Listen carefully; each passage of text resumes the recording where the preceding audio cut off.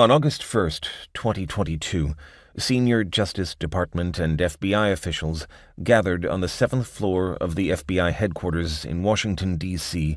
for a historic meeting.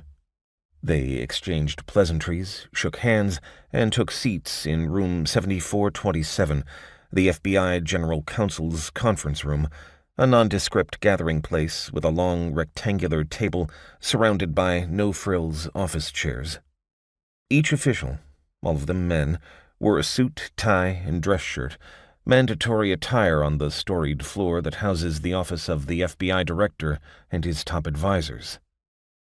The senior DOJ officials had left their headquarters, an elegant mix of classical and Art Deco architecture, and met their bureau colleagues across Pennsylvania Avenue in the FBI headquarters, a brutalist structure considered one of the ugliest buildings in Washington.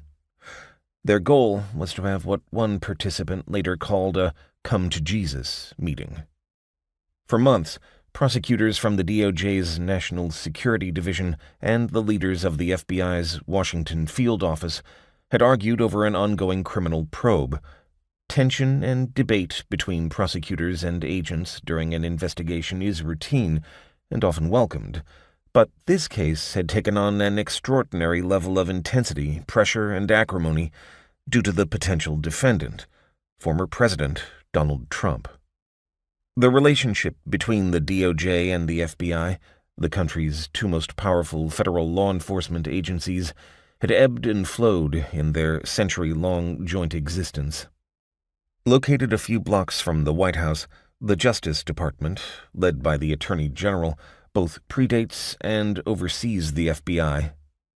The department's Latin motto, Qui pro domina justitia sequitur, or Who prosecutes on behalf of justice, describes its mission to apply the law equally, without fear or favor, to all Americans.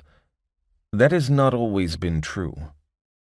During the Cold War, FBI Director J. Edgar Hoover had repeatedly bypassed the Attorney General and unilaterally conducted law enforcement operations designed to infiltrate, disrupt, and discredit political leaders and organizations that Hoover deemed subversive. Hoover's perceived enemies ranged from Martin Luther King Jr., who the FBI Director viewed as a communist, to the right-wing John Birch Society. Hoover also secretly provided the 8 presidents he served, for Republicans and for Democrats, with dirt on their political rivals. Justice Department officials committed abuses as well.